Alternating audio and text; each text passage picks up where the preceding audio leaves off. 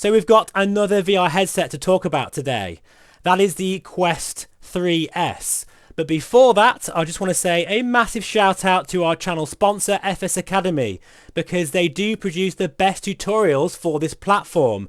And whether you are a GA pilot or airline captain, and especially for those who enjoy virtual reality, which I'm guessing you do if you're watching this channel, then it feels like the pilot is right there beside you, because all of those training packs are very sort of natural, and the way the instructor speaks to you, it literally is like they're sat beside you. It's quite uncanny and very immersive.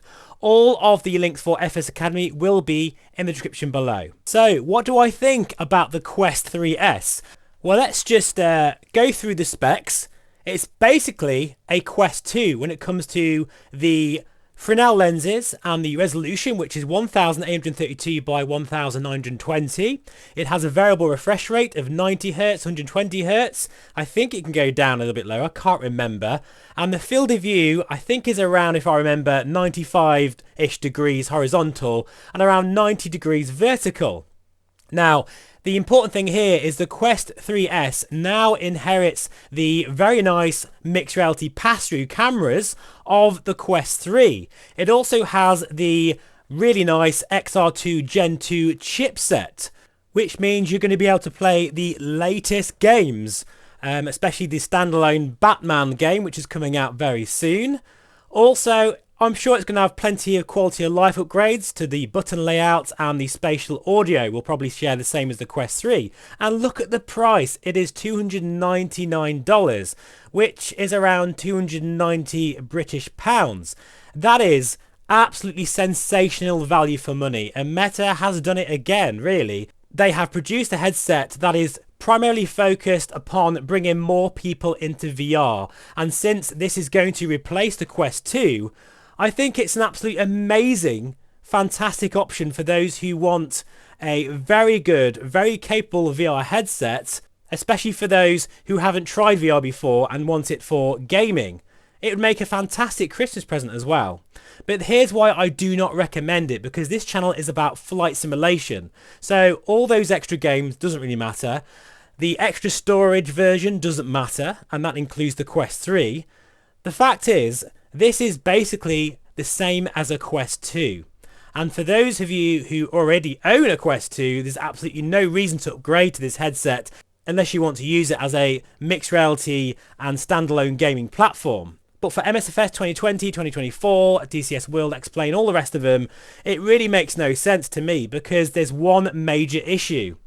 The Quest 3S is going to inherit the Fresnel lenses of the Quest 2, combined with that single panel LCD display, which means you only get 3-position IPD adjustment, which is something that I've always hated with that headset. It just does not make any sense. I would rather go for a Pico 4.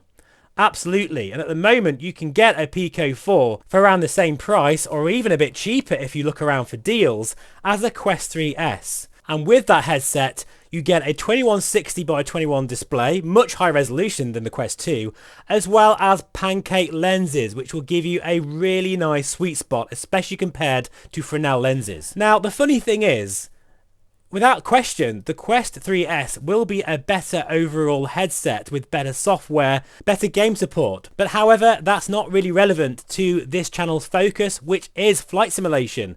And for that, you'll be using the headset as a PC VR headset. And I'm sorry, but I think the Pico 4 is a much better deal. And actually, really, don't even bother going for that. Just save up a little bit more money and get a Quest 3. Because the Quest 3 continues to be a fantastic headset, especially now it's at a lower price. And here's the thing, this headset doesn't just have pancake lenses, it has the best pancake lenses in the business. And the sweet spot and warping profile is even better than most high-end headsets as well.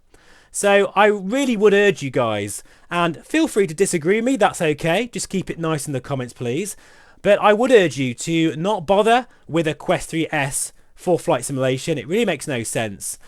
Get a Pico 4, but really ideally go for the Quest 3.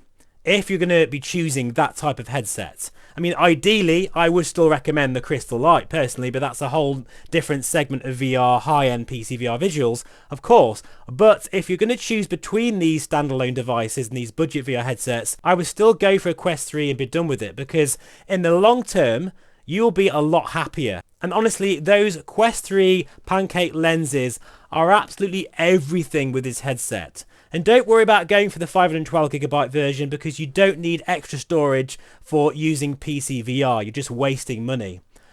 So that's my thoughts, guys, and please feel free to let me know your opinion in the comments below.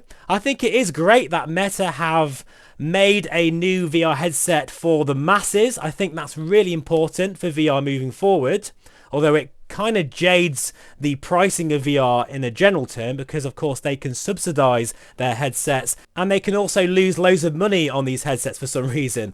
You know, it's not a reflection of the VR market as a whole, but while they're here, and you know, as a fantastic introduction to VR, especially if you're into all sorts of different experiences, the Quest 3S is a great option. But for me personally, I would always pick the Quest 3. Just save up a little bit more money. Honestly, just wait a couple more months or however long you need to.